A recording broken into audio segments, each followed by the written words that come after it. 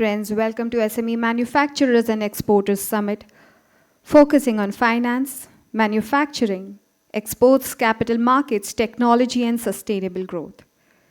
Before we start the event, I would like to inform you all that we'll be shortly joined by Shri S. Krishnan, Secretary, Ministry of Electronics and Information Technology, Shri Ashish Kumar Chauhan, MD and CEO of National Stock Exchange Group Limited, and host of today's event, Shri Chandrakant Salunkhe, founder and president of SME Chamber of India. My name is Trishna Goswami, and I'll be anchoring today's event. Friends, under the dynamic and indomitable leadership of Shri Salunkhe, SME Chamber of India and SME Export Promotion Council have been putting efforts for last 31 years for strengthening SMEs and manufacturing industry by providing various types of value addition and business advisory services. We welcome you all to SME Manufacturers and Exporters Summit, focusing on finance, manufacturing, exports, capital markets, technology, and sustainable growth. We are starting with the event. I request you all to please take your seats and keep your mobile handsets on silent mode.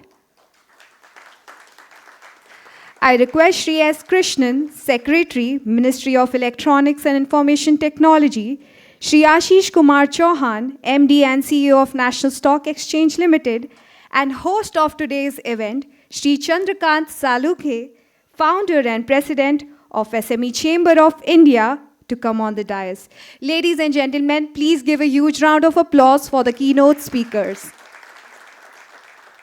On behalf of Shri Chandrakant Salunkhe, founder and president, SME Chamber of India, and Maharashtra Industry Development Association, as well as SME Export Promotion Council, I would like to welcome today's keynote speaker, Shri S. Krishnan, Secretary, Ministry of Electronics and Information Technology, Government of India, Shri Ashish Kumar Chauhan, MD and CEO of National Stock Exchange Limited, and host of today's event, Shri Chandrakant Salunkhe, founder and president of SME Chamber of India, and you all at this event. I request you all to please give a round of applause to yourself.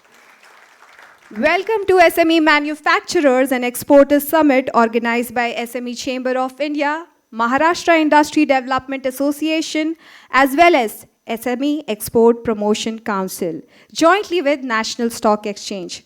We express our gratitude and special thanks to the National Stock Exchange for being our knowledge and strategic partner, and also providing support to organize this event in order to make it a grand success. Friends, under the dynamic and indomitable leadership of Shri Salunkhe, SME Chamber of India and SME Export Promotion Council have been putting efforts for the last 31 years for strengthening manufacturing industries and SMEs by providing various types of value addition services, business advisory services for the business growth, transformation, expansion, and diversification. Explore export opportunities in emerging markets, focusing on expansion of manufacturing activities in across sectors, channelizing finance, investment, identifying Indian and foreign partners for joint ventures, collaboration, technology transfers, and contract manufacturing around the various parts of our country. The Chamber has been on forefront for providing unique services to the brand to promote their products, machines, equipments, other materials manufactured by SME sector, supporting for supply chain management, franchise, distribution, logistics, advertising, encouraging SMEs manufacturing industries to adopt and acquire latest technologies to produce quality products, ready for global competitiveness and success in the global market by branding made in India products. Now I request Shri Salunkhe ji to welcome Shri S. Krishnan by presenting bouquet of flowers and also to felicitate Shri Ashish Kumar ji. Ladies and gentlemen, please give a round of applause. Please continue giving a round of applause, ladies and gentlemen. Thank you so much for being a lovely audience. Now, I would like to take this opportunity to invite Mr. Chandrakant Salukhe to deliver a welcome address and share his views on various initiatives of the Chamber as well as action plans for the empowerment of SME sector for the global competitiveness. Please give a huge round of applause for Mr. Chandrakant Salukhe. Good evening, friends. Good evening, friends. SME की आवाज़ निकलनी चाहिए, उसके बिना कैसे पता चलेगा. On behalf of SME Chamber of India, Maharashtra Industry Development Association and SME Export Promotion Council, it's my immense pleasure to welcome Sri Krishnanji, Secretary of Ministry of Electronics and IT Services, IT Information Technology, Government of India, my dear friend Ashish Kumarji, Mahesh Kumar, Director of SME Chamber of India, and friends from SME sector, manufacturing, electronics, electricals, and friends from media.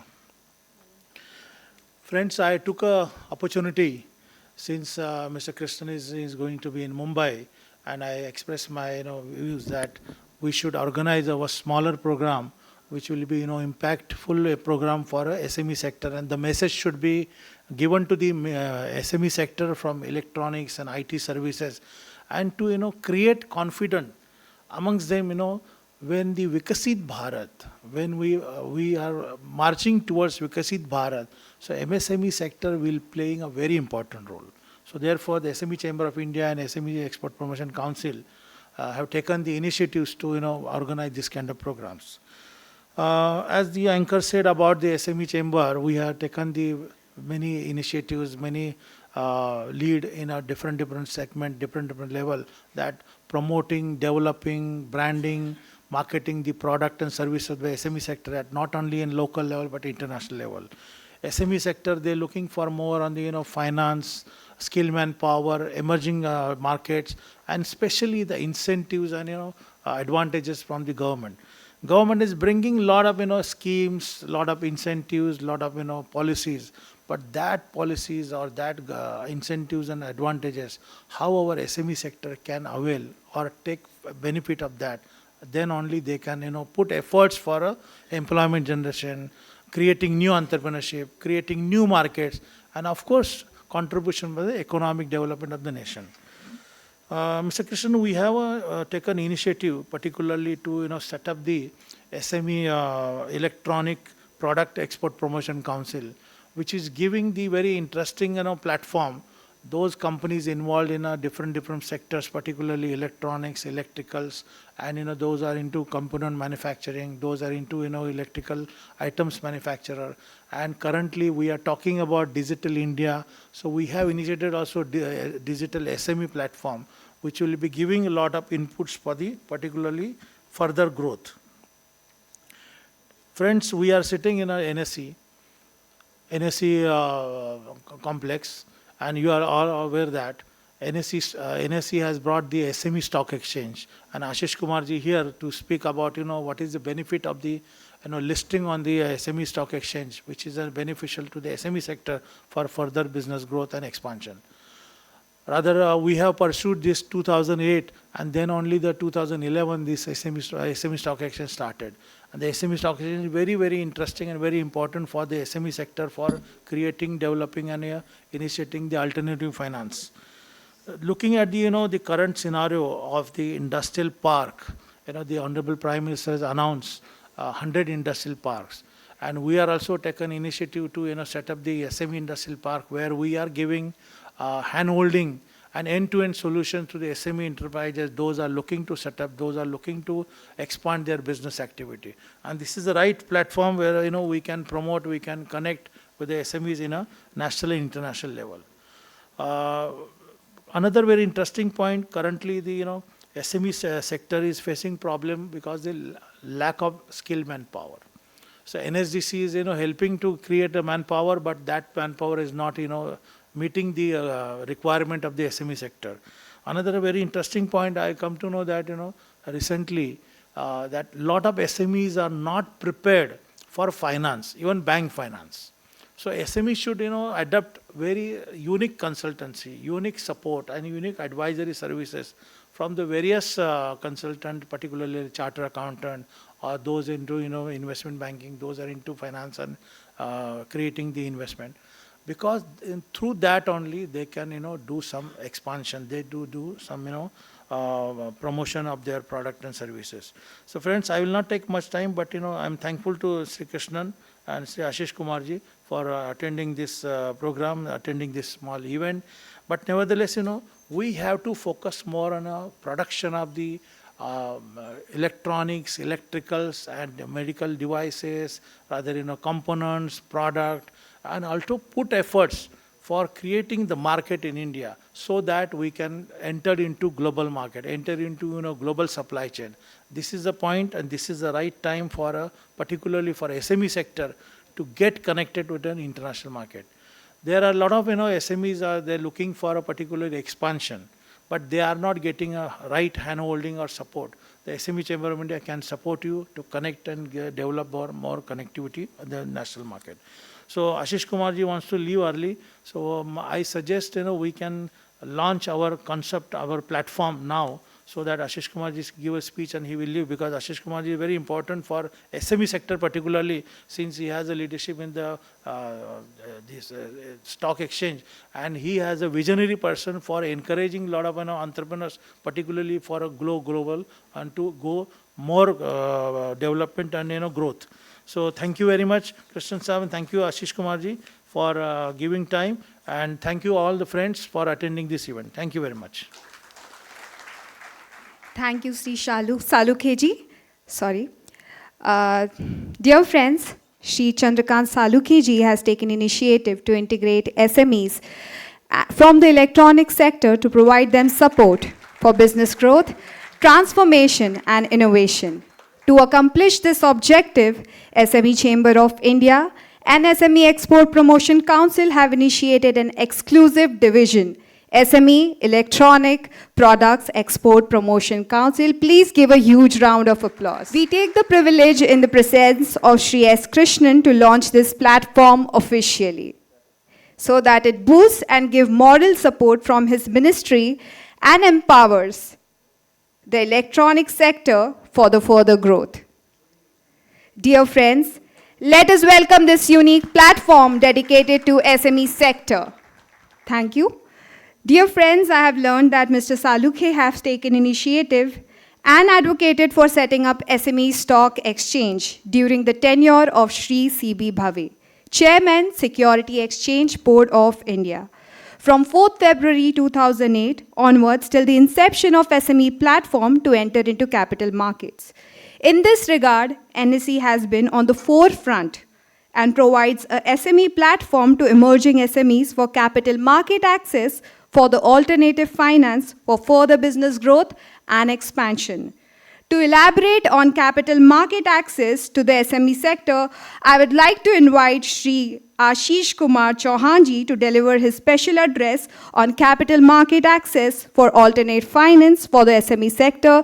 Please give a huge round of applause for Ashish Kumar Chauhanji. Respected Sri S. Krishnan, Secretary, Ministry of Electronics and Information Technology, Government of India. Sri Chandrakant Salukhe, Founder and Chairperson, SME Chamber of Commerce, Maharashtra Industry Development Association.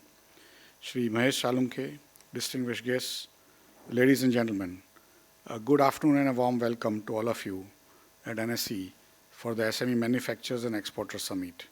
Today, India is the 4th largest market in the world and 5th largest economy in the world.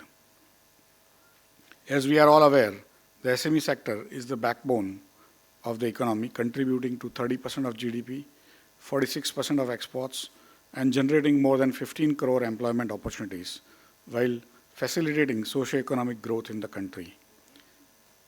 As I said, India is the 4th largest market, capital market after US, China, and Japan, with a market capitalization of $5.5 trillion. That is 140% of India's GDP at 462 lakh crore today. NSE is the largest exchange in the world in terms of number of orders and trades per day, and has over 10 crore unique investors with 19 crore accounts. That is nearly 20% of all households in India now directly invest in the stock market via NSE. NSE also covers 99.8% of all PIN codes in the country. We get orders from the remotest part of India, including Andaman Nicobar or even further remote parts of Andaman Nicobar, or in Jammu Kashmir, or in Ladakh, or in Manipur or Arunachal Pradesh. There are around 30 PIN codes which do not have an investor from NSE, and most of them are actually airports where nobody stays full day. The SME sector in India came a long way since Honorable Prime Minister Shri Narendra Modi ji launched the Make in India initiative in 2014. The success of schemes like production-linked incentive, establishment of industrial parks, Mudra Yojana, credit line guarantee, and various other such initiatives by Government of India propelled the SME sector, enabling us to march towards becoming a global manufacturing destination. Last week, the government announced the setting up of 12 industrial smart cities across 10 states at a cost of 28,602 crore rupees, built on PM Gati Shakti principles. The employment potential of this super ambitious project is immense. It is expected to create more than 1 million direct jobs and up to 3 million indirect jobs. It will also have an investment potential of more than rupees 1.52 lakh crore, with ready to allot land for investors, water, power, gas, telecom, road, rail, airports, and everything else. One of the key challenges faced by SMEs in achieving their full growth potential is access to alternate means of capital. Traditionally, banks and NBFCs have been the primary source of capital for the SMEs. However, high cost of borrowing, need for collateral, and stringent eligibility criteria deter SMEs from accessing capital through such means. To address this challenge and facilitate access to capital, SEBI came out with a framework for creating a separate platform for fundraising SMEs in 2010. The SME platform witnessed its first listing in 2012, so it's 12 years now, and has facilitated fundraising of 13,150 crore by 530 companies on NSE alone. With BSE, there are more than 1,000 companies that have raised funds. These companies span across different sectors like manufacturing, services, defense, IT, media, deep tech, auto ancillaries, electronics, and many others. As the largest stock exchange of India, NSE is committed to facilitate fundraising by SMEs and strengthen the SME sector in the country. However, a balance between encouraging SME growth and ensuring the quality of these listings must be maintained. We look forward to support sustainable growth of the sector while finding a balance between opportunity, size, and cautious approach, here ensuring investor confidence. NSE has proactively taken some measure and lifted the eligibility bar several notches in recent times. Our intent is to promote fundraising by companies with sound business model and prudent financial management practices. We'll continue to work towards empowering SMEs by facilitating access to growth capital and at the same time strengthening the investor confidence and protecting the interests of large pool of retail investors. Once again, I welcome all of you for this summit and hope that insights shared and the ideas discussed by the panelists here will be helpful and will contribute towards making India one of the largest global manufacturing and exports hub. Thank you. Jai Hind. Thank you so much, sir. Thank you, Ashish Kumar ji, for valuable input. It will definitely be useful for the SME sector. I request you all to please give a round of applause for Mr. Ashish Kumar ji. It is now the occasion for curtain raiser. I also request Sri Krishnan to launch series of mega events. Okay, we will be doing that later on. Before that, it gives me an immense pleasure to request Sri S. Krishnan, Secretary, Ministry of Electronics and IT Services, to deliver a keynote address on benefits and advantages of production-linked incentive scheme for SMEs and challenges, trends, and emerging opportunities in electronics and IT services. Friends, please welcome Shri Krishnan with a huge round of applause. Shri Chandrakant Salunke, Chairman of the SME Chamber of India, Shri Mahesh Salunke,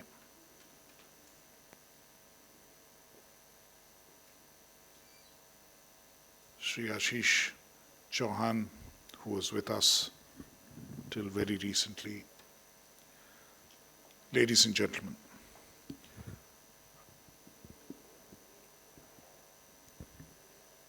I accepted the invitation that Mr. Salunke extended to me to attend an event here in Mumbai on the interface between the Ministry of Electronics and Information Technology and SMEs. I've known Mr. Salunke for a while. We've had events in Chennai where I was previously posted as Additional Chief Secretary Industries, and at that time I didn't have anything directly to do with SMEs, but he was very particular that I should attend his event and participate and see what can happen. As far as India is concerned, and we tend to look at some of these issues on a departmental basis and split up across different ministries and so on. But as far as India is concerned, and as far as the Indian economy is concerned, the role that small and medium enterprises in particular can play or need to play in the growth of various segments of the economy is huge. And in particular, when we speak of the possible role in the electronics and information technology space, it is even bigger. And this is a two-way process. The way in which the ministry itself interacts, that is, MeitY as a ministry interacts with the SME sector, is a two-way process. MeitY has one role in electronics, which is largely in manufacturing. As you're all aware, today electronics has become the largest single manufacturing sector across the world in terms of consumption of electronics products. In India, electronics imports are very quickly paralleling the imports of oil. So that is how big electronics imports have become, and that's some cause for concern.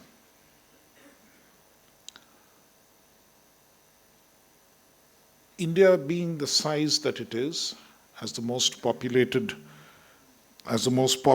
country in the world,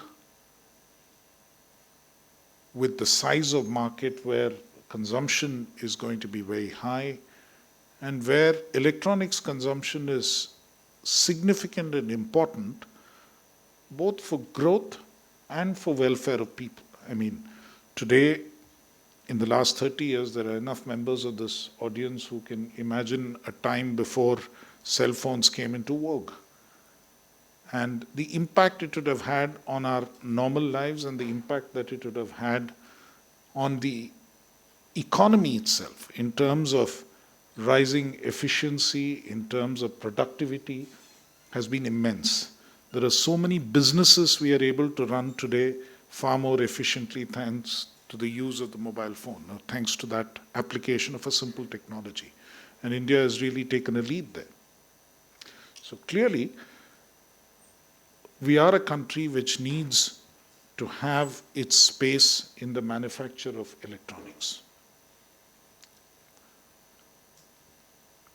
Electronics manufacture in this country, and many of the brands that we used to be used to in the 70s and 80s have just disappeared. Today there's $100 billion worth of electronics market in India. Most of it is dominated by imported brands, no local brands. Part of it is the outcome of the Information Technology Agreement, which was entered into in 1997, and as a result of which most electronics imports were pegged at zero customs duty, and the Indian electronics industry could not withstand the pressure from cheaper imports from elsewhere. But that's not an unmitigated disaster. It was also a blessing, because what it did was ensure that these devices got into the hands. They became cheaper, they became more ubiquitous. Everyone took to using various electronic devices, laptops, computers, a whole host of devices, and in a sense fueled the IT revolution from India. Right? The information technology revolution in India, and that is something not to be scoffed at. Today our IT exports, total IT production is in excess of $250 billion. IT exports are about $200 billion. And that was created primarily because of the availability of a lot of the IT hardware far more easily across the economy. But we have come a full circle. From that time, I think now it is a strategic necessity. It's part of what needs to happen for resilience of the Indian economy, that we should have most of the electronics and IT hardware being manufactured in the country itself, or at least a substantial portion of it. We also need to realize that IT hardware or electronic manufacture is a global value chain. It's not something which is produced in one country. You will not produce end-to-end in one country. And the size of many electronic products, as you all are aware, keeps getting miniaturized, keeps getting smaller, so which means that it is easily transportable across various borders. Most of it travels by air cargo or air freight, which means that you can't, the transportation costs and logistics costs are not very significant, and therefore you can easily transport it from one place to another, and only those jurisdictions will flourish which can actually manufacture on a competitive basis. You have to be truly competitive. So all these are very key factors in the electronics manufacture industry. And what, as a matter of policy, we have been attempting to do is to actually increase India's share in the global value chain of electronics. We also need to be aware that no one country in the world actually manufactures everything end-to-end in the electronics segment. Even China imports various components from China is almost about 55% of electronics manufacture in the world. But when a final product is put together, every product has something which is manufactured somewhere else. So some of it from Japan, or some of it from Taiwan, or some of it from Korea, or some of it somewhere else. And the other big part of this game, of course, is design, and I'll come to design a little later. Today, India's situation being such, we have transformed a position, say, in 2013-14, where practically all the mobile phones that we were using in India were imported, to a situation where 99.2% of the mobile phones which are sold in India today are manufactured in India or assembled in India.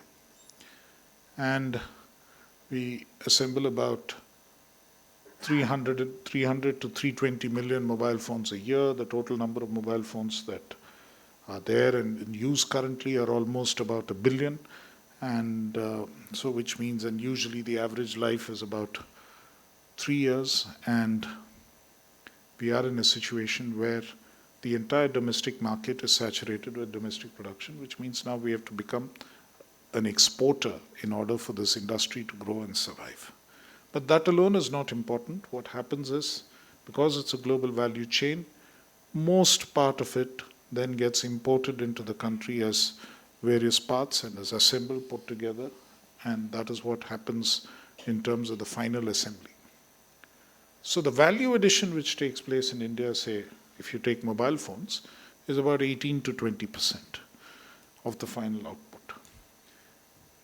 And the assembly industry has one great merit which other segments of the electronic industry don't have, which is that it is extremely labor intensive. So it means a large number of jobs.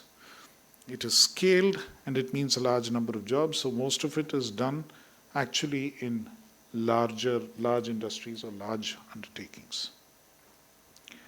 It's only when you go into the components, and the components are important, that two or three things happen. One, that if we have to preserve our competitiveness in the electronics manufacturing industry, then you have to get into components, because at some point or the other, India will also become a higher wage destination, and it would not be possible for us to have the kind of wage arbitrage which we probably have now compared to certain other countries.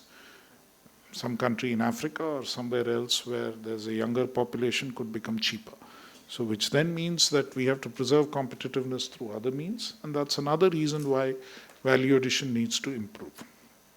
The second element, of course, is our own resilience in terms of being able to hold a larger proportion of the global value add in electronics, to make sure that you are able to trade on a more resilient and even basis.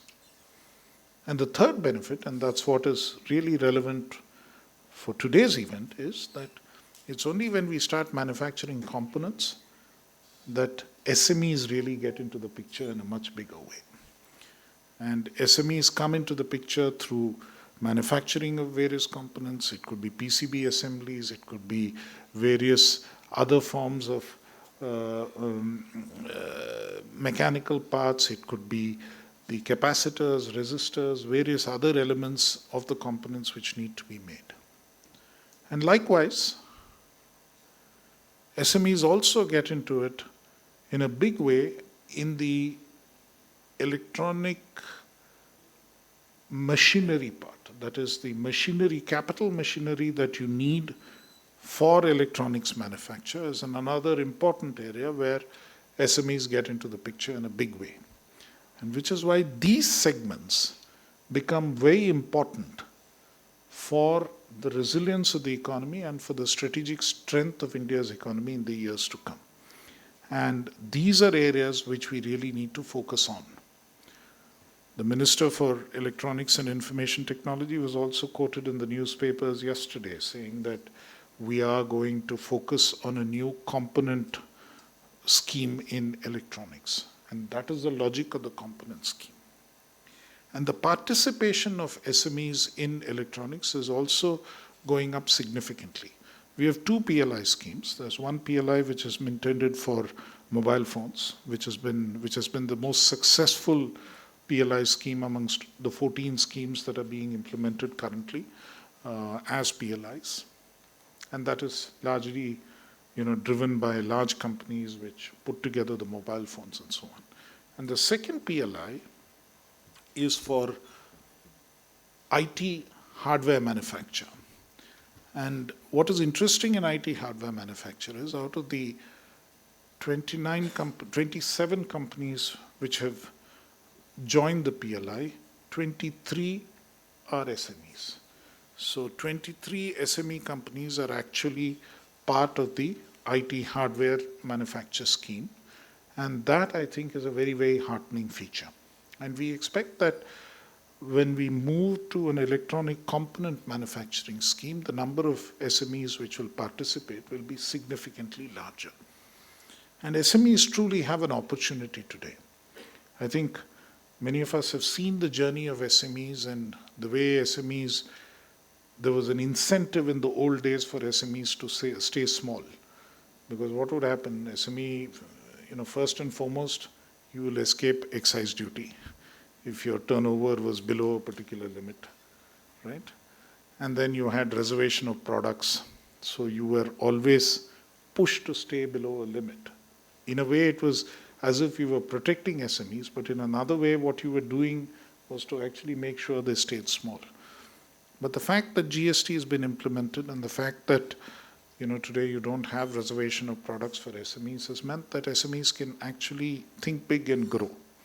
And I think that is the opportunity that the PLI scheme also provides for SMEs, or any component schemes provides for SMEs, because they can also, in addition to being in an area of core manufacture, and Indian SMEs have actually shown that they're very successful in manufacture, they can significantly grow as well.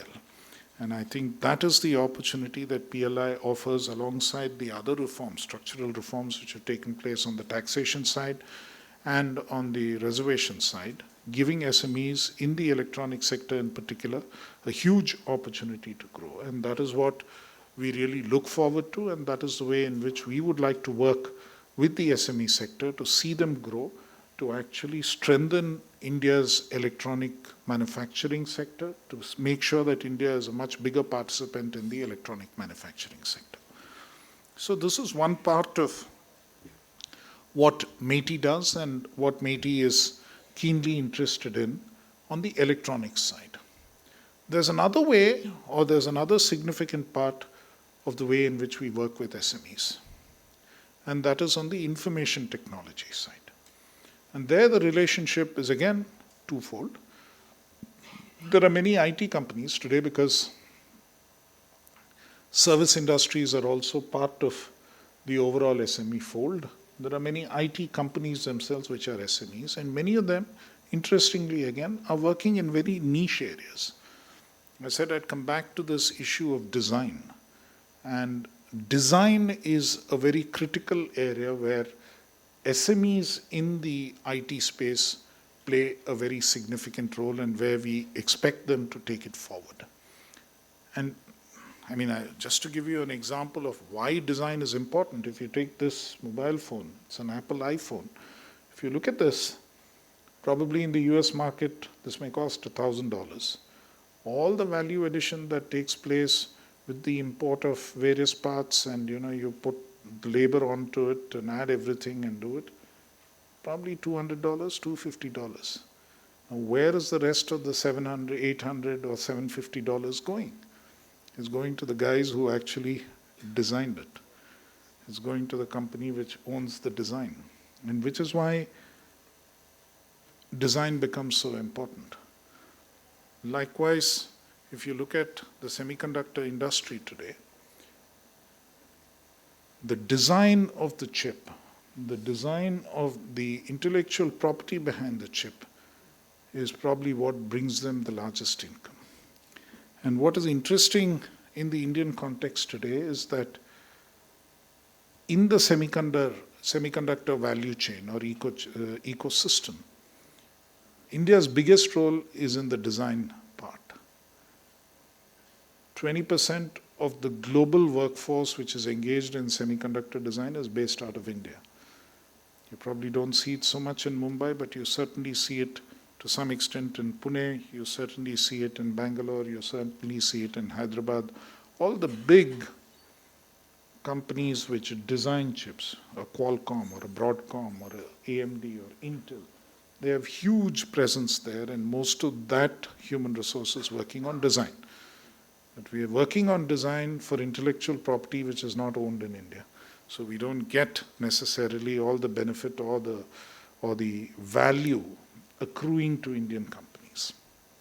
And that is something that the government is keen on changing.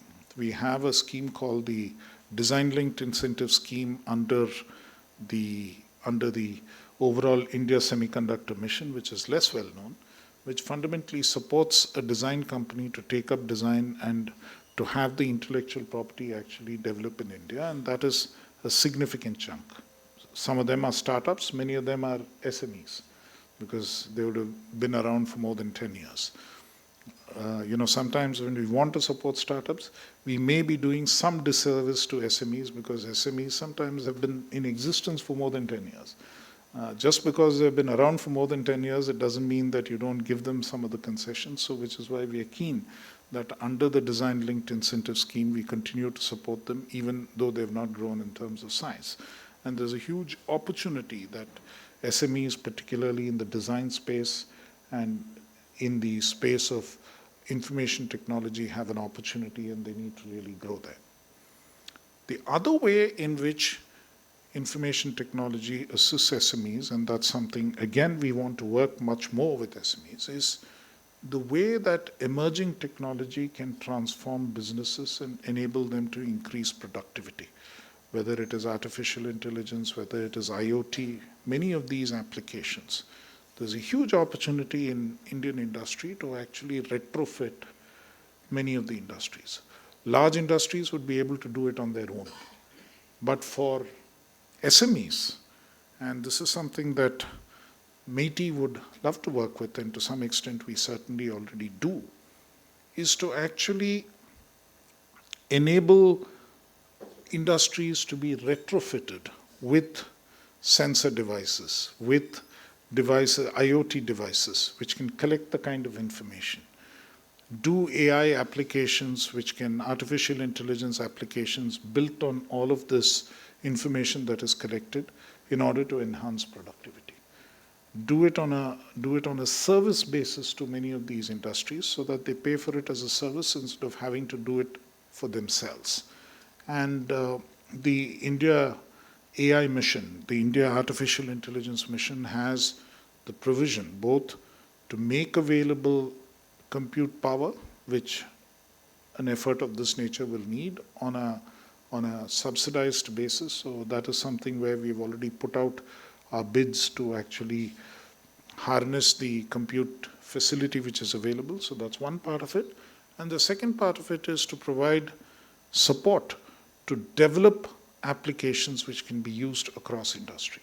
And SMEs is one of the key target areas that we would like to look at, because we believe that the opportunity to retrofit industry, especially SMEs, is huge, and the opportunity that it would create, or the growth possibilities and prospects that it would create, would be immense.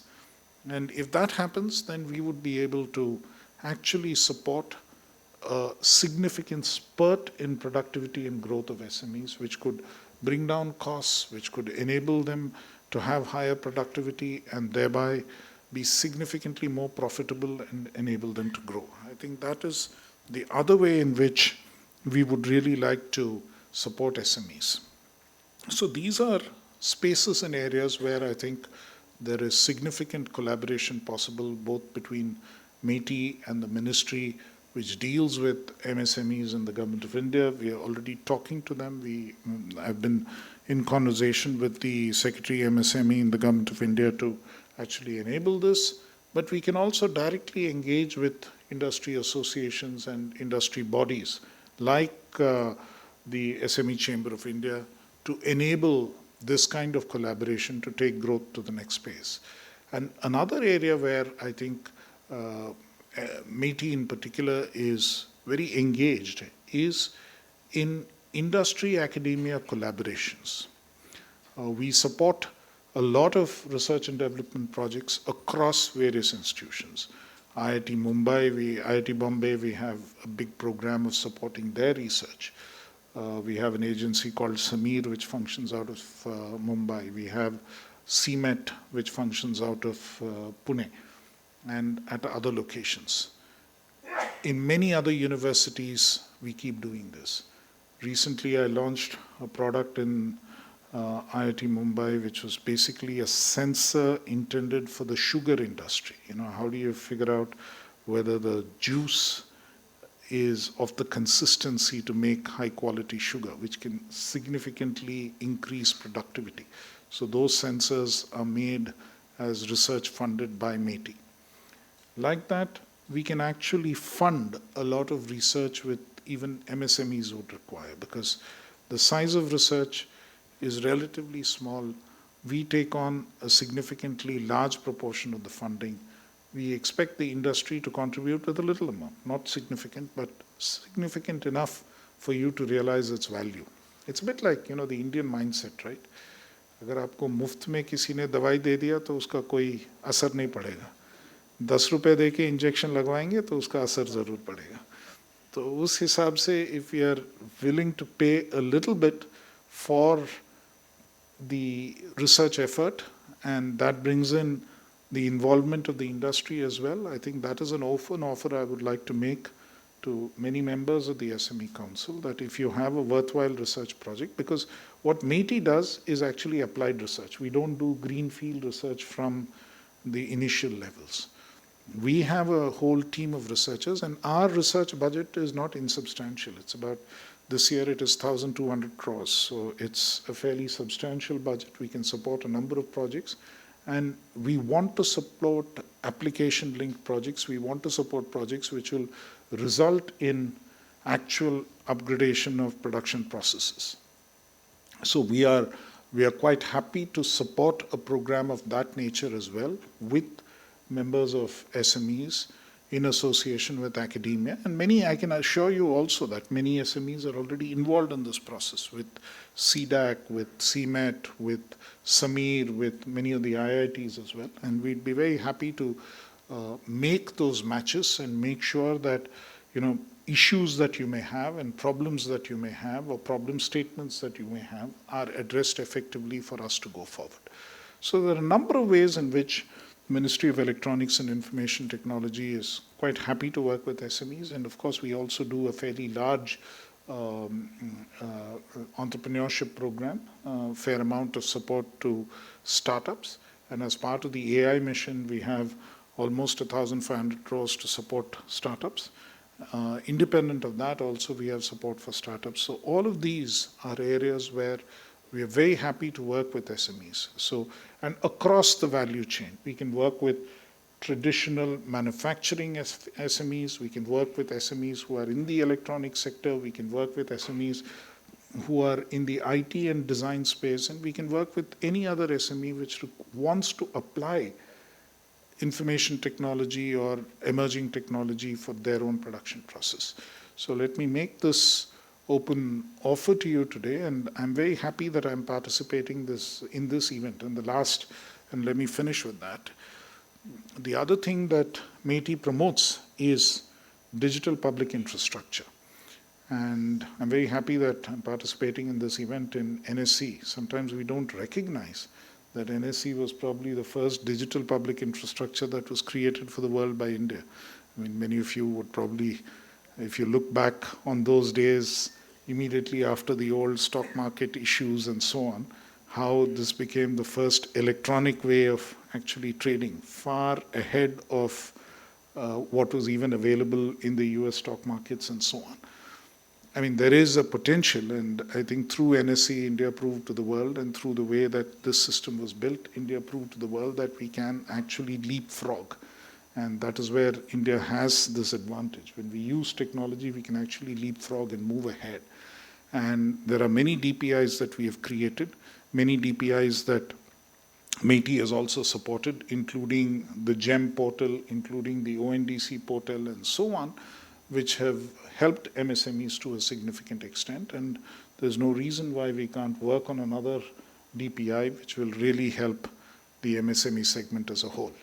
And therefore, I think MSME should look at METI as a natural partner, as someone who can support you in a number of ways, someone who can, as an agency that can support you in applying technology in the way that you do businesses.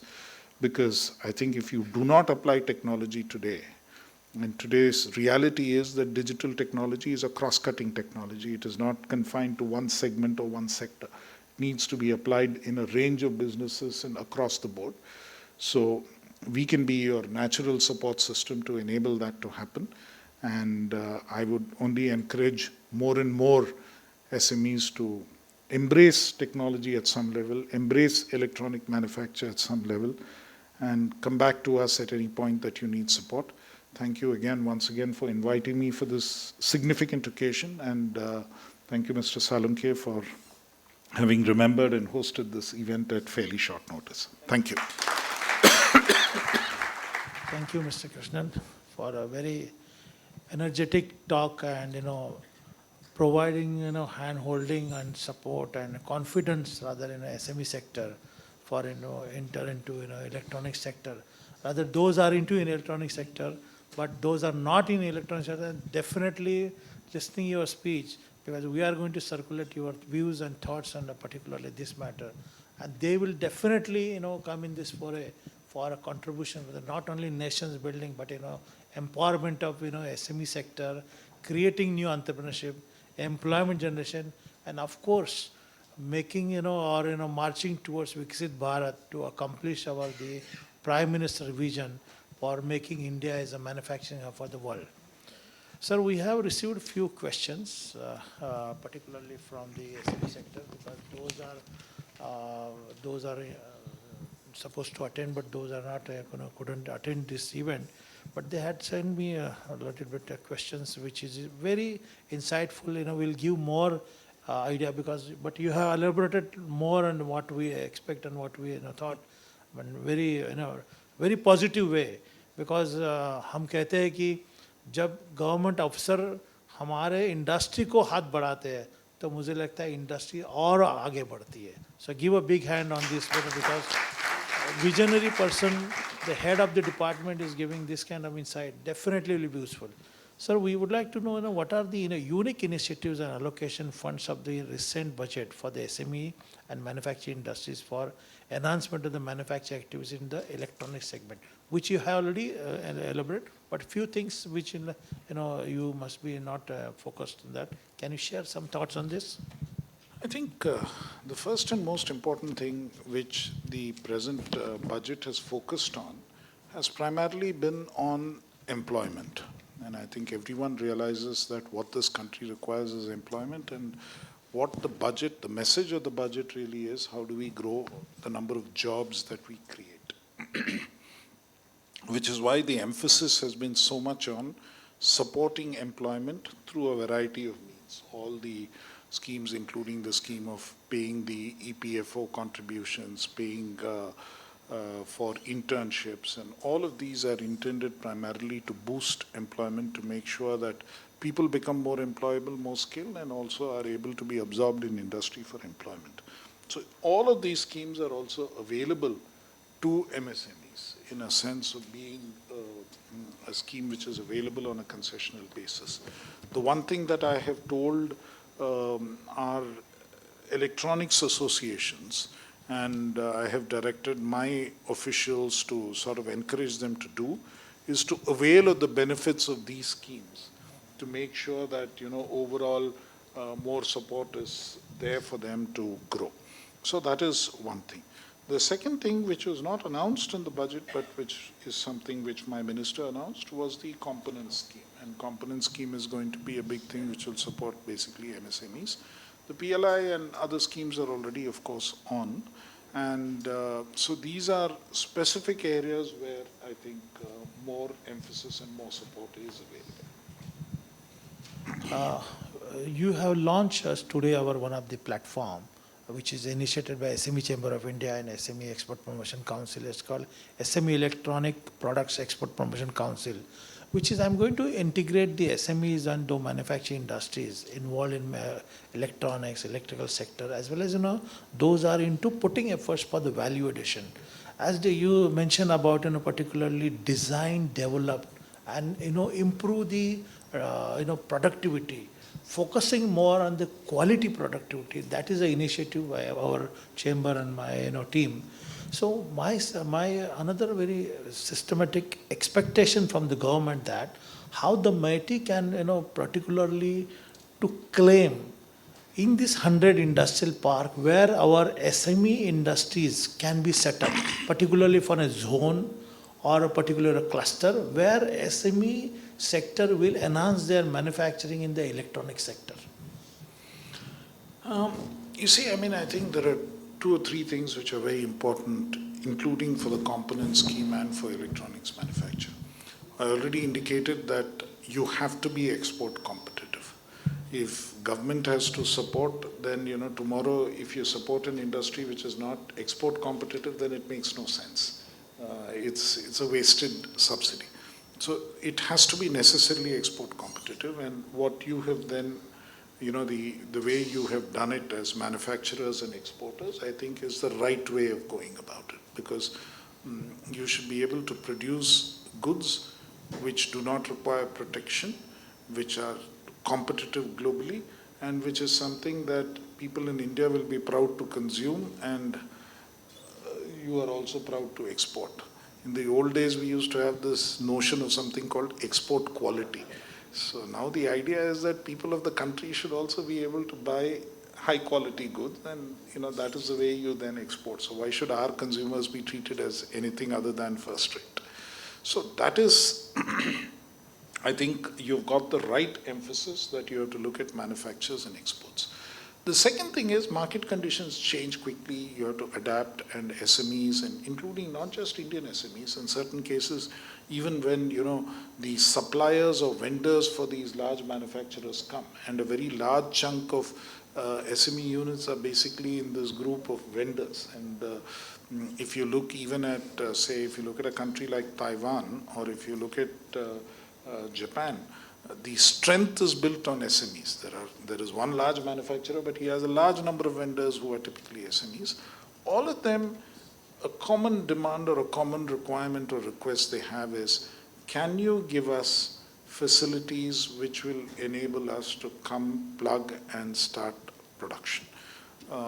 Frankly, we attempted this plug and play through direct government intervention. It doesn't really work because somehow we are not able to provide the quality of plug and play infrastructure of the kind that businesses really want or need to use, and or the cost is too high. Therefore, a private sector participation or a PPP model where the private sector sort of gets into it, maybe the land is provided on some basis by the government, but it's built by a private operator is a model that will work significantly better, because many private providers of plug-and-play facilities have been competitive and have been very successful. And especially in the electronics sector, that becomes very important because the turnaround times for production are very limited. And many large companies which initially establish productions also establish in some ready-made factory or ready-built factory which is available and where they are able to start functioning. So that model has changed. So I think the initiative that you have taken up is definitely forward-looking, forward-thinking, and something which is really needed for industries and units coming up in the electronic space currently. Yes, thank you. What you said, you can look at this one initiative that SME Industrial Parks of India, which is providing end-to-end solutions to set up the manufacturing unit by any entrepreneur. They should not go to the pillar to post for permissions, finding a contractor, everything we are doing. And of course, plug and play initiative units, particularly for the foreign company or a rather local company, is most important.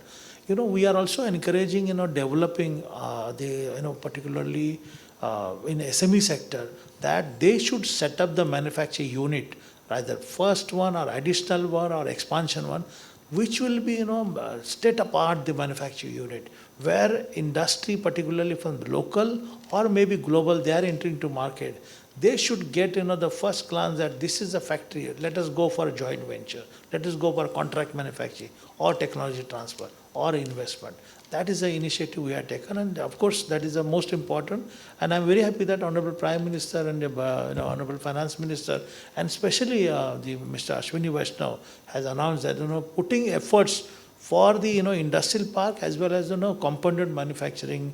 A lot of companies coming from the various parts. Yesterday also I heard that one company, I think I forgot the name of the company, they are investing in Sanand, Gujarat, around 3,500 crores for setting up semiconductor industry. Kensini. So this is an initiative.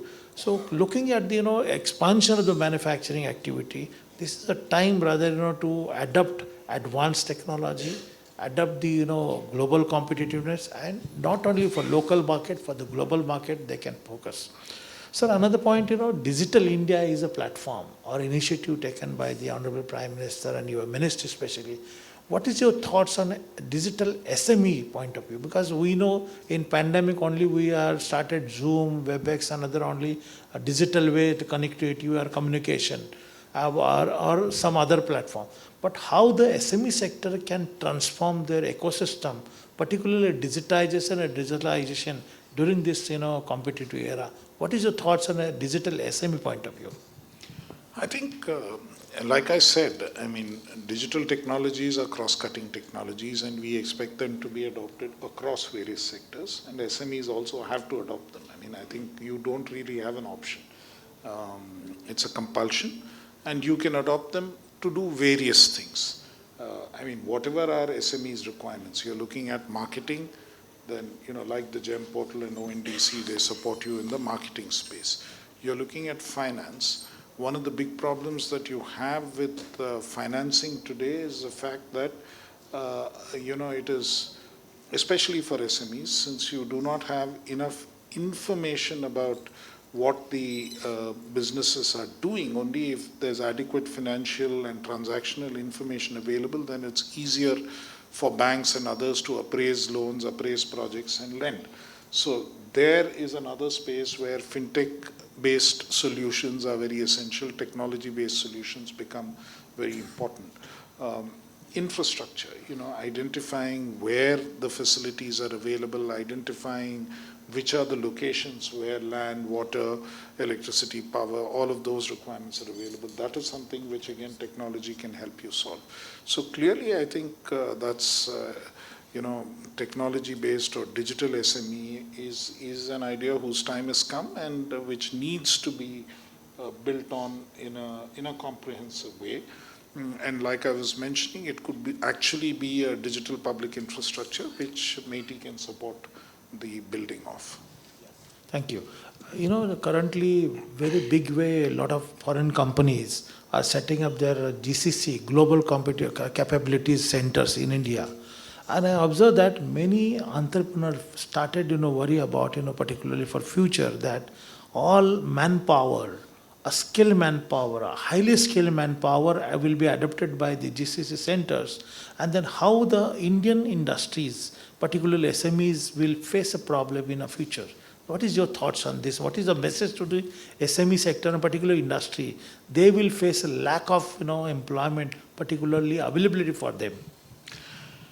I think we shouldn't fear that. I think today India's context is such that we have the human resources for the world, and one of the ambitions that we can actually do is be the back office or even the front office of the world. So if a lot of these functions are being done in India for the rest of the world, I think it's a good thing.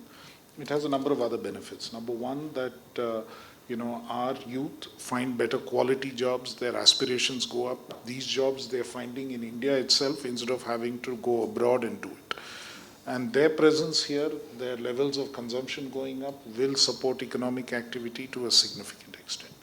Second, there are going to be spillover benefits, because once they've gone into GCCs or once they've gone into higher areas of operation, they learn new technical skills and things. They may not continue there. Many of them will come out, they become entrepreneurs, they set up units, they sort of grow the economy through their own efforts.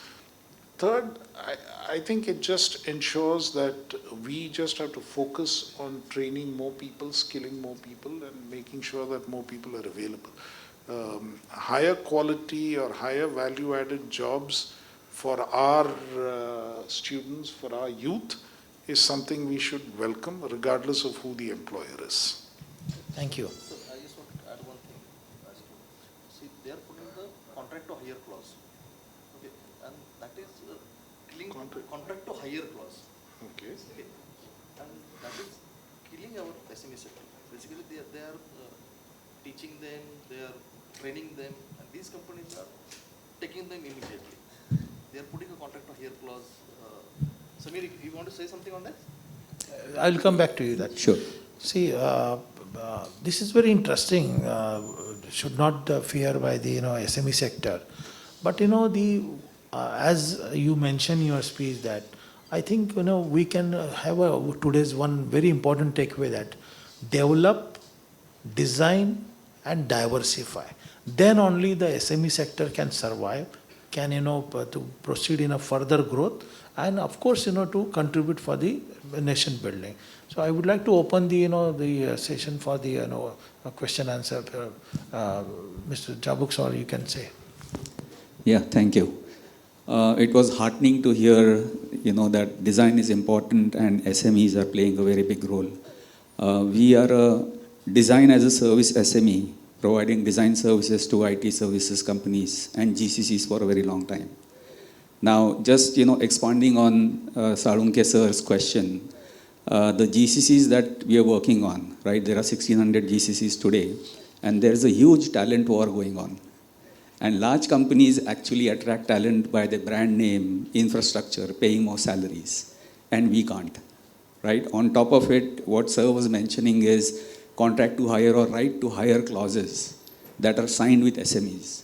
In fact, in the area that we operate in, 90% of design as a service is being provided by SMEs only of India, all entrepreneurs. So what are your thoughts on that, how to mitigate such situations? See, I think what you say is right. You're in a competitive situation and you are in a competitive situation for talent. And this is true across the world. Higher quality talent needs to be paid what they deserve to be paid. I mean, we can't grudge them. But look at it another way. I mean, earlier you had talent which left the country. Now you don't have that kind of talent leaving the country. They find opportunities within India. That's number one. Number two, the total volume or the total number of people who are trained in engineering and in STEM areas has also gone up significantly. So there are many, just as we are saying that there are a few talented people for whom everyone is competing, there's also a larger cross-section of talent which is not getting hired. Many youth who are not finding jobs and who are not in a position to find employment soon enough. And so that is also an area of concern. So I think the true solution to that problem is actually draw a bigger line, in the sense create more talent, up our skilling games. And let's also realize that there is a fairly significant chunk of motivated youth who prefer to work in startups, who prefer to work in smaller companies, who think that it gives opportunities. So I think differentiating yourself, not just in terms of pay and other factors, but differentiating that as an experience to actually grow and take a new story is another way in which you can appeal to youth. But the solution really is to create more quality talent. Solution is not to say that please don't compete for talent, because when there is competition for talent, it is the youth who gain. Yes, yes, please. Hello. Very brief question. Yeah. Yeah. Yeah, thank you, Kishan sir, for very wonderful insights. It gives us an opportunity to understand how the government is, also supporting and caring for us.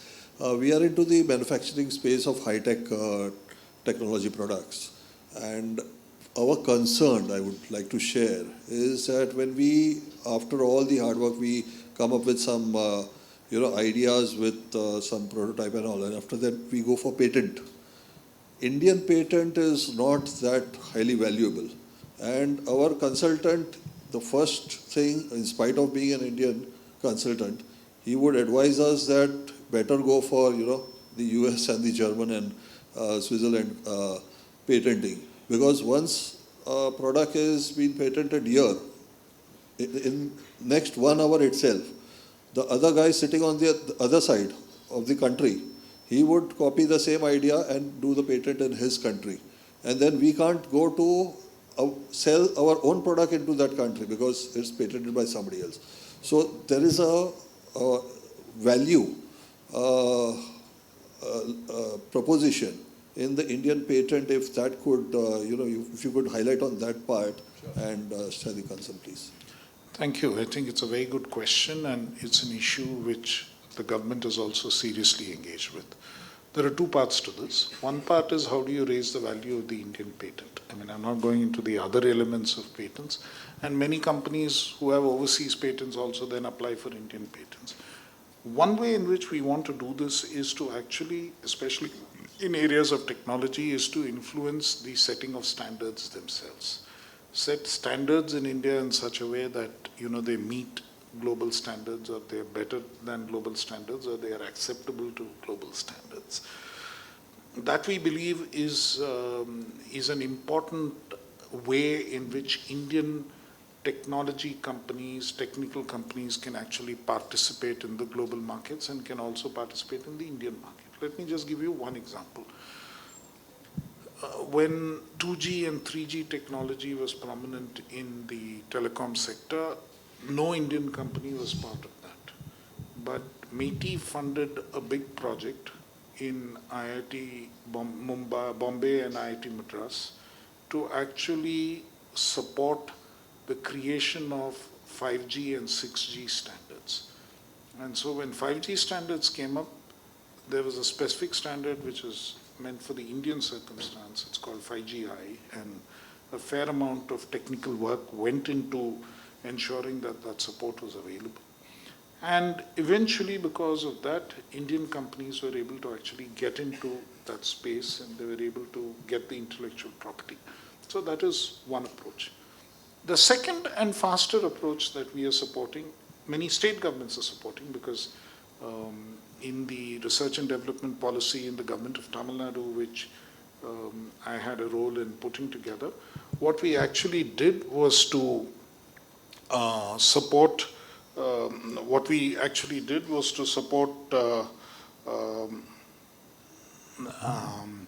support companies to get patents even overseas, financial support to actually go and apply for patents across the world and get it. And even in METI, we have support for getting patents, not just in India, but also abroad. And very often our own, I was mentioning about research which is done by agencies and institutions like CDAC and CMECT and so on, we encourage them to get the patents, not just in India, but also in other countries, and they are getting international patents. And I think it is important and wise, and I'm sure DPIIT, which is the department which supports or which is in the intellectual space, property space, will also be providing similar support. I know that Department of Science and Technology does, Department of Biotechnology does, and wherever METI funds projects for research, we also support it. For startups also we support. If for some reason you feel that the support is inadequate or you're not able to really access it, we will make sure that it is given wider publicity and more companies are able to access that assistance. So, Thank you for your encouragement. Okay. Thank you. Yes, please. so many questions. I had a very small question, sir, for you. Like, since we spoke about finance here, right? Today, a lot of people don't have the awareness how important is GST, how important is the cash flow in a business, right? As you very clearly said, SMEs, their focus should be cash flow. Because at the end of the day, any bank or an institution obviously will look into the cash flow, not the collateral or the assets that you hold, right? Because a business is the weightage of a business is about the turnover and the cash flow that you do and obviously the margin of the money that you're earning on a net profit basis, right? Where we are defaulting because the awareness is not going to a lot of industrialists because manufacturing is coming from the rural part more today. If you see small companies are coming up from the rural part or the L2 cities. You won't see too much of manufacturing units from a metro city. They might be funded by people from the metros, but at least the groundwork is done in a smaller city. So how do we do the rural digital awareness in India rather than digital India? Because the cost to digitalize a rural part is, do you think it's higher than digitalizing a metro? You raise an interesting point because I think what India has actually succeeded in is through this mobile first revolution, they've ensured that, at least in terms of internet usage and so on through the telecom network, it's actually spread a whole lot more. So India's digitalization story or the internet automation story has happened more through telephone networks than through the broadband or through laying optic fiber cables. That is one part of the story, you're right. But then we've also, at reasonable cost managed to reach it. And at the user end, it's as good or as bad as, the normal connectivity. So in that sense, and especially with this BharatNet program of the Department of Telecom, the outreach of technology-linked even to rural pockets is quite heavy. For instance, METI itself runs nearly 6 lakh common service centers across the country, including in rural areas. So practically every village panchayat in this country is covered. So to that extent, certainly, I think the spread of technology and connectivity in rural areas has gone up significantly. Now, there's a second aspect. Second aspect is about the awareness. And, with GST and the GSTN in particular, and now there is an opportunity for in GSTN to voluntarily share this information with people who do credit appraisal and with banks and so on, which will enable businesses to actually display what their cash flows are and from an independent source and enable them access to credit and finance. So that's a big feature which is available.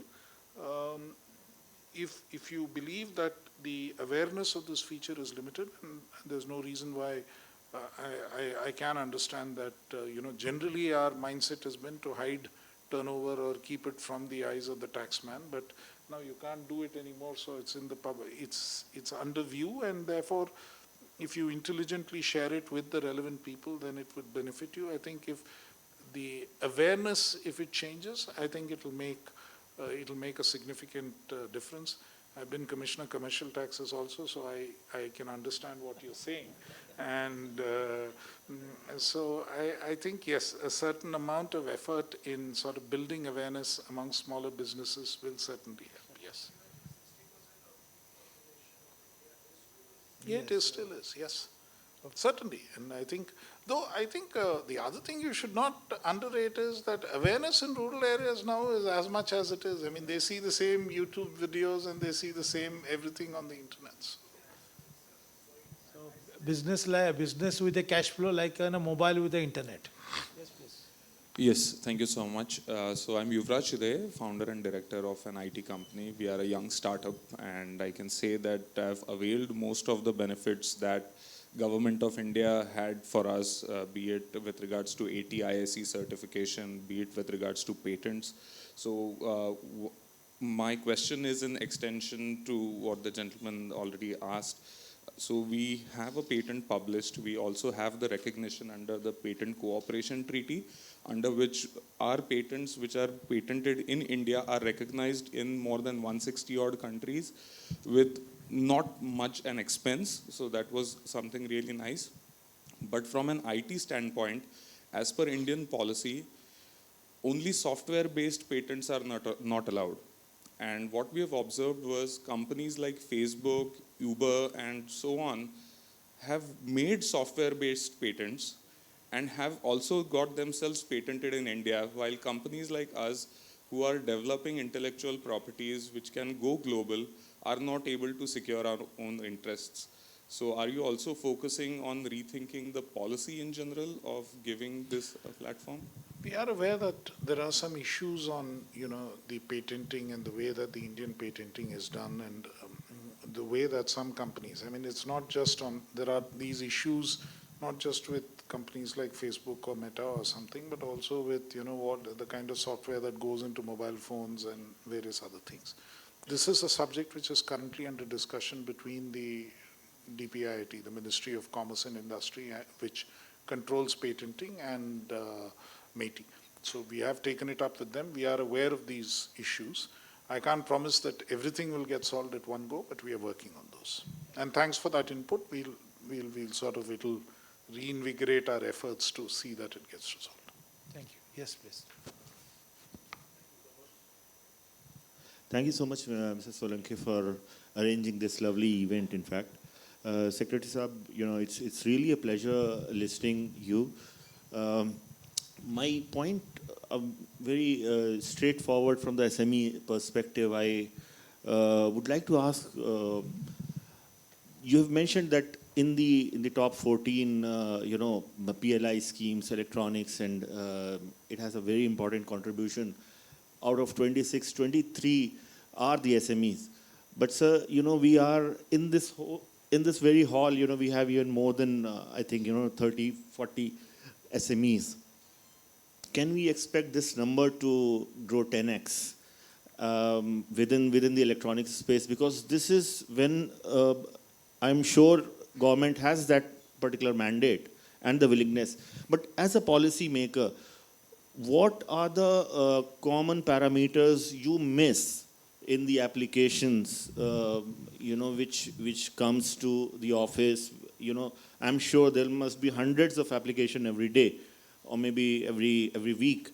So what are the core missing things which you find it that this must be, at least, the SMEs should have while applying for the PLI?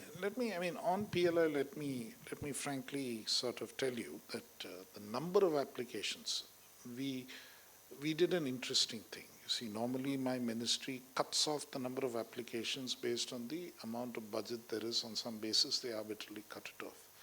In this case, we did not.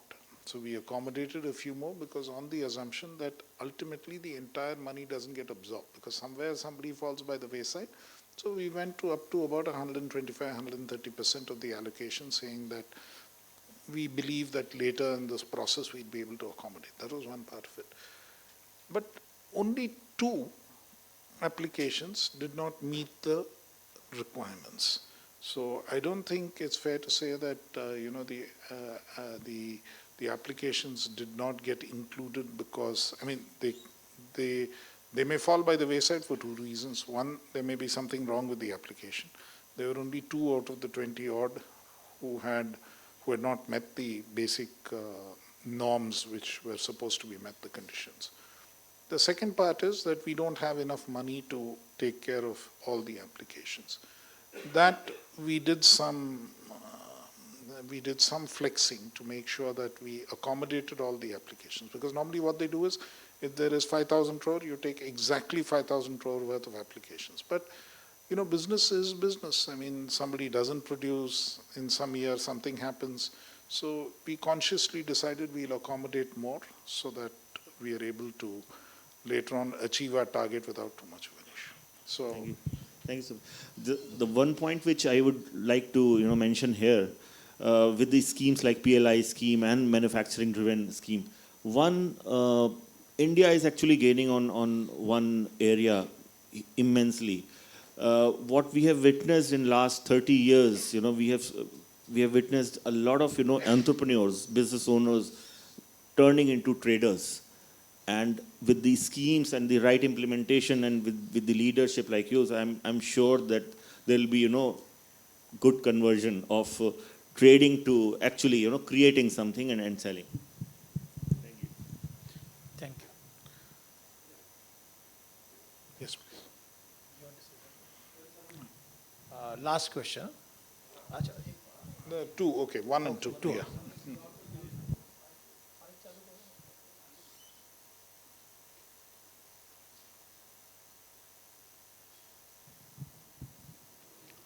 This is Dr. Malpe. I think we must give a big round of clap to Dr. Salunke for integrating this SME Manufacturer and Exporters Summit. And also, excellent, you have raised entire curtain, which is, you have demystified a lot of things, sir, into electronics, this thing. Now, 2 things I would like to ask: retrofit and the nanotechnology. How does you will take it into SME forte? Because you mentioned about the retrofit. That's Retrofitting. Yeah. Retrofit. Second thing about what Dr. Salunke has brought in. It's a revolution because he has brought park issue. We had integrated textile park. Can we, will this ministry support integrated electronic park in all the states, if not, especially 7 sister states of Northeast? Number 3 is that, employment or training to youth. Recently, I attended one of the seminar for brought in by French consulate. They say, they say very, very clearly, make it iconic, choose France. Because they want to know, they want to increase or support, apprentice in the industries. Will the ministry support this move? Thank you. I think 3 parts to that question. The first part is retrofitting. Fundamentally, what I meant is that, today if you set up equipment or buy equipment machinery, it comes with all the sensors and everything fit in the information gets collected. I ran a paper mill. In fact, I think it's the second largest paper mill in the country, Tamil Nadu Newsprints and Papers. That paper mill, we had 4 machines. The most modern had everything in it, so you can collect all the data you want. But the oldest machine was 40 years old. Mechanically, it was in very good condition and operating very well. But you can't collect most of the information. Most of it you collect manually. So there is a huge opportunity to actually retrofit sensors, retrofit instruments and so on, meters and so on, to collect information, and that is what I meant.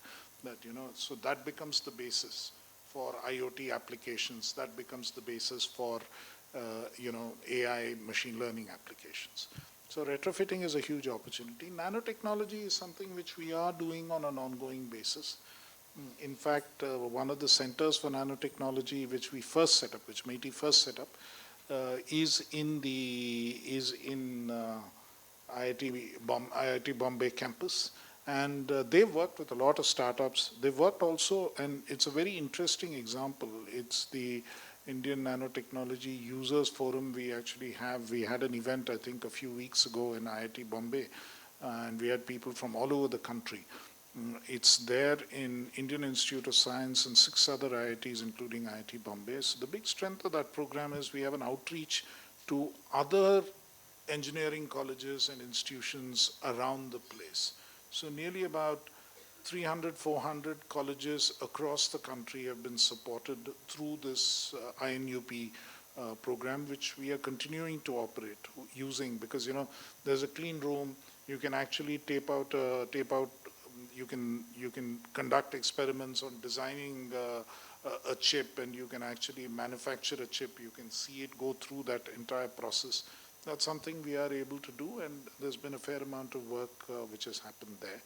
So that was the second question. What was the third one? Yeah. Skilling is something which I think is, as I already mentioned in the budget, it has received the highest emphasis. And MeitY itself, we run a huge skilling program. I have an institution under MeitY called NILIT, and NILIT has about 52 centers, and of which 20 centers are in the Northeast. You find hardly any centers. We have one in Aurangabad, in Maharashtra. If you look at the map of NILIT centers, it's all in the Northeast and in the hill states out of the 50 centers. South, or rather in the peninsula and further south, they're probably less than about 5. There's one in Tamil Nadu, not even one in the Andhra and Telangana. There's one in Kerala. There's one in Karnataka. There's one in Maharashtra. And there's nothing in Madhya Pradesh. So everything is in those kind of states. And we train close to 1 million people a year in electronics and IT. And that's just one institution. We also run a fairly extensive Future Prime training program through through NASSCOM. We fund that, and that again covers a lot of emerging technology areas, including AI and so on, and is very successful. And and this is just what we do. There are the Electronic Sector Skill Council, which is under the Ministry of Skill Development, also does extensive training.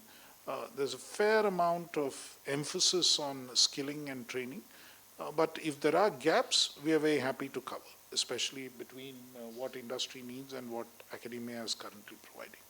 So I'll take the last question. Yeah, good evening, everybody. So I am founder, Mr. Mohammad Afaq Khan, of EVC Global. You all know EVs are the future. Sir, with PLI and all the schemes, with the government, they are going to give it to, only 2-wheelers, 4-wheelers manufacturers. What about the charging station infrastructure? We are into charging station infrastructure, and we are not getting any support from anywhere. And I know, or I don't know, see, we are into IT also. Yes, please. Yeah. We are into, both IT as well as, electronic. IT means, we are developing software in-house for communicating through the cloud server and everything. And electronics, building up the charger, manufacturing chargers.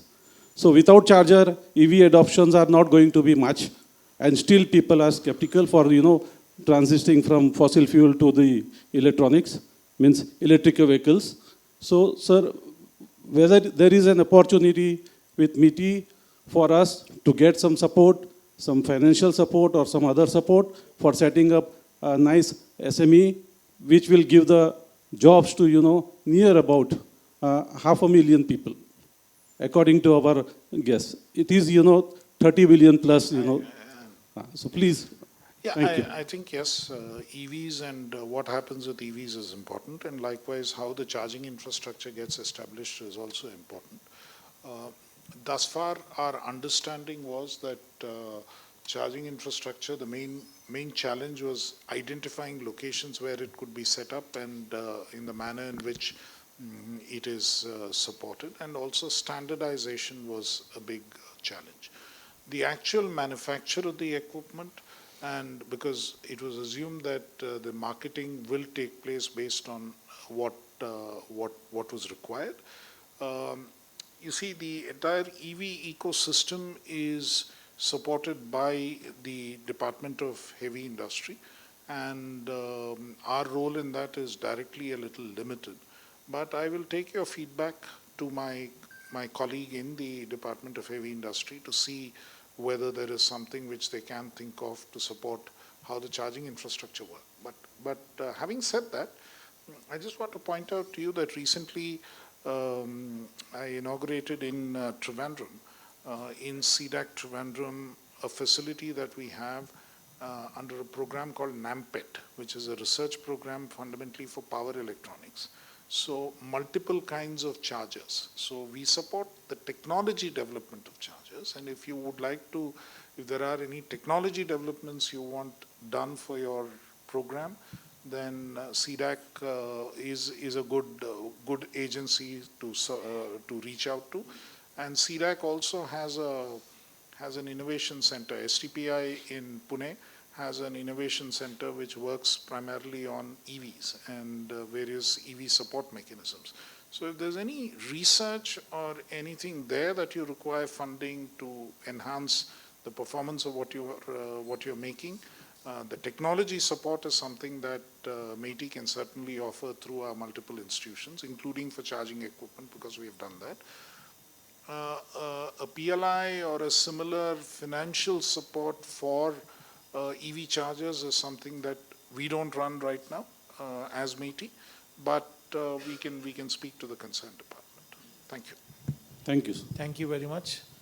Thank you, Sri Krishnanji. Very insightful discussion, and rather satisfying the questions and other doubts from the SME sector, because the SME sector is looking for more guidance and support to to put efforts for the employment generation to march toward a Viksit Bharat. I request Mr. Mahesh Kumar to give a vote of thanks. Ladies and gentlemen, as we are come to close this remarkable conference, I want to take a moment to express my heartfelt gratitude to everyone who made this event a grand success. First and foremost, I would like to thank you, Krishnan sir and Ashish Chavanji, for sharing their valuable insights and expertise. Sir, your contribution have been truly enlightening, and we have sparkled many thoughts provoking the discussions. I also want to express my gratitude to all the attendees. Your active participation and engagement have made this conference vibrant and dynamic. As we leave here today, let us carry forward the knowledge and connections we have gained. May we contribute to collaborate and innovate, inspired by these ideas shared over these past few days. Thank you, sir. Thank you very much for accepting our invitation on very short note. Once again, I would like to thank you everybody, and we announce to close this session.